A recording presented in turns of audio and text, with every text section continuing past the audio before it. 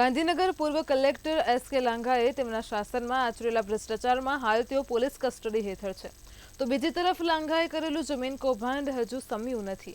છેલ્લા 9 મહિનાથી લડત આપી રહેલા અણદેજ ગામના ગણોતિયા ખેડૂતોને એસ કે લાંઘાએ છોડ્યા નથી। આજે ગાંધીનગર કલેક્ટર કચેરી ખાતે ભોગ બનનાર 50થી વધારે ખેડૂતો જિલ્લા કલેક્ટરને ફરીથી આવેદનપત્ર આપવા પહોંચ્યા હતા। ખેડૂતોએ જણાવ્યું હતું કે 17 જુલાઈ 2023ના રોજ એક આવેદનપત્ર આપી સરકાર પાસે ન્યાયની માંગણી કરી હતી, પરંતુ છેલ્લા 9 મહિનાથી કલેક્ટર કક્ષાએથી કરાયેલ એક્શન ટેકન રિપોર્ટ ખેડૂતોને મળ્યા નથી। ત્યારે આજે ખેડૂતોએ ફરીથી આવેદનપત્ર આપી સ્પષ્ટતા કરી હતી કે જિલ્લા કલેક્ટર આ બાબતને ગંભીરતાથી લઈ કોઈ કાર્યવાહી નહીં કરે તો ભોગ બનેલા તમામ ખેડૂતો સત્યાગ્રહ છાવણી ખાતે ભૂખ હડતાલ કરી ગાંધી ચિંધ્યા માર્ગે આક્રમક આંદોલન શરૂ કરશે તેવી ચીમકી ઉચ્ચારી છે। ત્યારે રાજ્યનો મહેસૂલ વિભાગ અને ગાંધીનગર જિલ્લા કલેક્ટર ખેડૂતોને ક્યારે ન્યાય અપાવશે તે જોવું રહ્યું।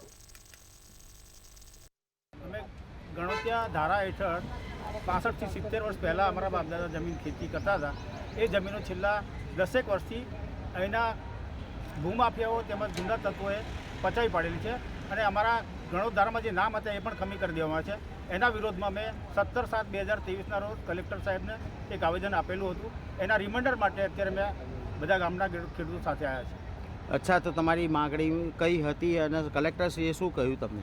અમારી માગણી એવી હતી કે જે અમારી જમીન અમને 17/7/2023ના રોજ આવેદન આપ્યું એમાં કીધેલું હતું કે ભાઈ અમારી જમીન જે વર્ષોથી બાપદાદા ખેડતા હતા એ અમને પાછી મળવી જોઈએ। જે અમારા નામ કમી કર્યા છે એ નામ ચાલુ કરો અને કબજો અમને પાછો આપો। અચ્છા, તમે